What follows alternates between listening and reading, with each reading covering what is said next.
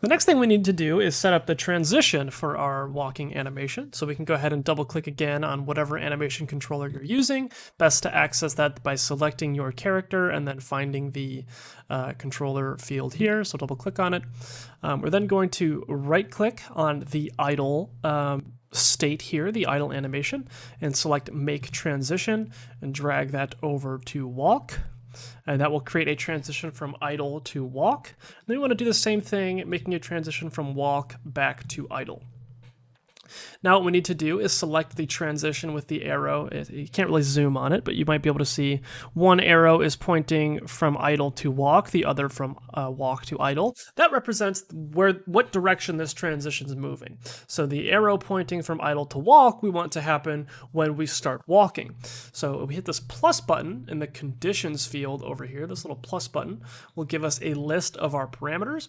We want to scroll down and find walking, and we want to make sure that its value is set to true. Next, what we're going to do is select the other transition, the one going from walk back to idle, hit the plus button, go to conditions, select walking, and then change our value to false. So now when our scripts change our walking parameter from false to true, our character will start to walk, and then when it changes it back to false, it'll set us back to that idle animation. Once you've got that done, go ahead and save your scene, and then press play, walk around, and test it out.